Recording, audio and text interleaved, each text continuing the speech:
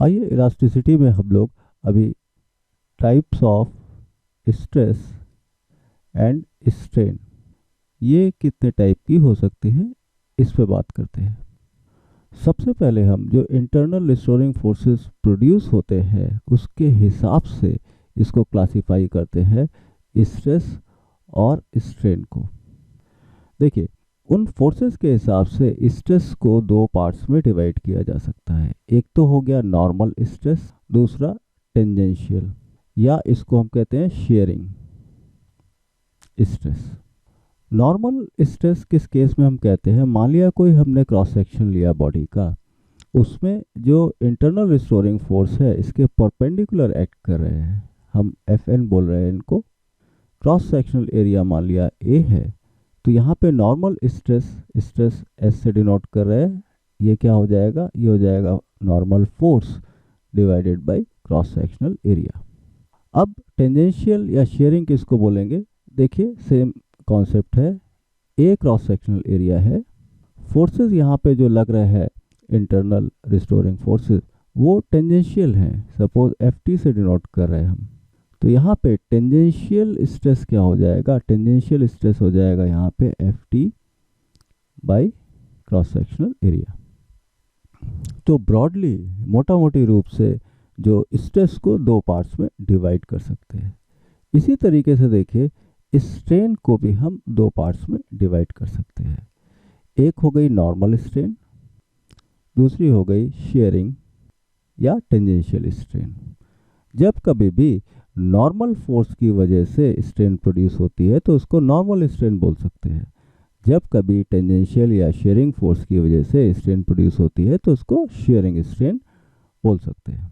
Generally होता क्या है, नॉर्मल फोर्सेस या नॉर्मल जब स्ट्रेस होता है बॉडी में, डिफॉर्मेशन होता है, उस वजह से जो चेंजेस होते हैं बॉडी में वो बेसिकली साइज में चेंज होता है, या आप कह सकते हैं वॉल्यूम में चेंज होता है। जब सरफेस के टेंजेंशियल फोर्सेस एक्ट कर रहे हैं उस केस में टेंजेंशियल स्ट्रेस प्रोड्यूस होगा, और उस केस में जनरली शेप में चेंज होगा। आगे हम देखते हैं इसको हम और फर्दर बॉडी में डिफॉर्मेशन के हिसाब से, बॉडी की डायमेंशन के हिसाब से क्लासिफाई करते हैं। ये देखिए तीन तरीके की बॉडी ली है। ये एक रॉड है, सपोज ओरिजिनल लेंथ इसकी दी हुई है एल, ये एक लीनियर ऑब्जेक्ट है। इसमें हम फोर्सेस लगाते हैं एंड टू एंड इक्वल और अपोजिट फोर्सेस मान लिया हमने लगाए। हुआ क्या, सपोज रॉड की लेंथ इंक्रीज होके हो गई आपकी एल प्लस डेल्टा एल। तो यहाँ पे देखिए ये जो रॉड है ये लीनियर ऑब्जेक्ट है, इसलिए यहाँ पे जो भी स्ट्रेस स्ट्रेन प्रोड्यूस होता है उसको हम बोलते हैं लॉन्गिट्यूडनल स्ट्रेस या लॉन्गिट्यूडनल स्ट्रेन। इसमें देखिए कोई भी आप सेक्शन लेते हैं इस तरीके से रॉड का, इंटरनल फोर्सेस इसके परपेंडिकुलर ही एक्ट करेंगे। तो एक तरीके से जो लॉन्गिट्यूडनल स्ट्रेस है बेसिकली नॉर्मल स्ट्रेस ही है, तो इसको हम लिख सकते हैं ये F by cross sectional area of the rod. Suppose ये एरिया इसका ए है, और ये जो एफ ले रहे हैं इंटरनल रिस्टोरिंग फोर्स है, जो इक्विलिब्रियम कंडीशन में हम देखेंगे किसी भी सेक्शन पे देखेंगे तो ये डिफॉर्मिंग फोर्स के यहाँ पे बराबर होगा। दूसरी चीज स्ट्रेन, यहाँ पे डायमेंशन क्या है, लेंथ की डायमेंशन है, लेंथ की डायमेंशन चेंज हो रही है एल से एल प्लस डेल्टा एल हो रही है, तो ये हो जाएगा change in dimension upon change in length upon original length.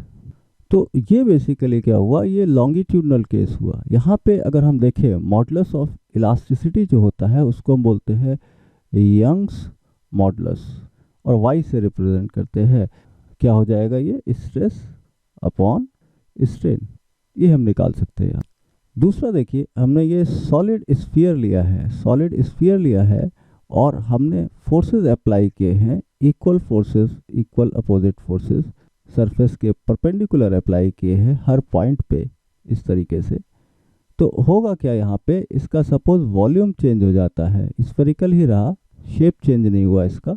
Suppose volume change हो गया, मान लिया पहले वॉल्यूम जो है v था, v से चेंज होके ये हो गया v plus delta we. Obviously अंदर की तरफ फोर्स लग रहा है, वॉल्यूम डिक्रीज करेगा तो डेल्टा वी यहाँ पे क्या होगा, नेगेटिव होगा। अब देखिए यहाँ पे क्या हो रहा है, पूरे वॉल्यूम में चेंज हो रहा है, ये डेल्टा वी चेंज है इसका, तो यहाँ पे जो स्ट्रेस प्रोड्यूस होगा उसको हम क्या कह सकते हैं, स्ट्रेस ऑब्वियसली सरफेस के परपेंडिकुलर फोर्स लग रहा है, नॉर्मल स्ट्रेस होगा। चेंज किस में कर रहा है, ये चेंज वॉल्यूम में कर रहा है, चेंज वॉल्यूम में कर रहा है, तो इसको हम क्या कह सकते हैं, वॉल्यूम स्ट्रेस। ये क्या हो जाएगा, F अपॉन ए। ये वैसा ही केस हो गया जैसे कि आपने किसी बॉल को किसी कंटेनर में रख के प्रेशर चारों तरफ से बढ़ा दिया, तो बेसिकली F बाई ए क्या हो जाएगा, ये एक्सेस प्रेशर हो जाएगा, एक्सेस प्रेशर जो एक्स्ट्रा बढ़ा दिया। तो इसको कई बार P भी लिख देते हैं, कई बार डेल्टा P भी लिख देते हैं रिक्वायरमेंट के हिसाब से। दूसरा देखिए, यहाँ पे इसके करस्पॉन्डिंग जो स्ट्रेन होगी, वॉल्यूम स्ट्रेन, ये क्या हो जाएगी, चेंज इन डायमेंशन, वॉल्यूम में चेंज है डेल्टा V बाई V। अब डेल्टा V नेगेटिव है, पॉजिटिव करने के लिए माइनस साइन यहाँ पे लगा देंगे। और यहाँ मॉडुलस ऑफ इलास्टिसिटी को बोलते हैं बल्क मॉडुलस, इसको B से रिप्रेजेंट करते हैं। ये हो जाएगा P by minus delta V by V।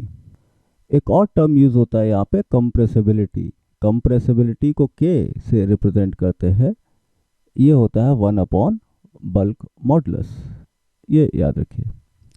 अब ये तीसरा केस देखिए, यहाँ पर चेंजेस शेप में हो रहे हैं। हम क्या कर रहे हैं यहाँ पे, इस तरीके से इसको एक एंड को हमने फिक्स कर दिया ग्राउंड से, और दूसरे सरफेस पे एक टेंजेंशियल फोर्स अप्लाई किया, सपोज F अप्लाई किया, ये सरफेस एरिया इसका A है। तो होगा क्या, नीचे की सरफेस फिक्स है, ऊपर आपने फोर्स अप्लाई किया है, तो इसका जो है शेप बॉडी का चेंज हो सकता है इस तरीके से। तो जो शेयरिंग फोर्स या टेंजेंशियल फोर्स लग रहा है, इसने शेप चेंज किया, उसको हम बोलेंगे यहाँ पे शेयरिंग स्ट्रेस। ये किसके बराबर हो जाएगा, ये हो जाएगा F by A, tangential force divided by area.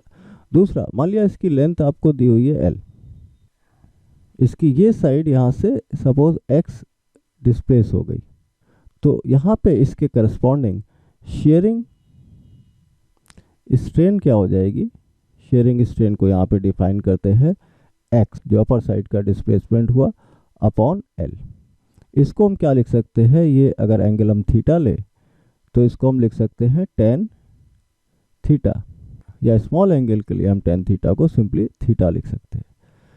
अब मॉडुलस ऑफ इलास्टिसिटी को बोलते हैं यहाँ पे मॉडुलस ऑफ रिजिडिटी, इसको नीटा से रिप्रेजेंट करते हैं। ये यहाँ पे क्या हो जाएगा, stress, sharing stress divided by sharing strain.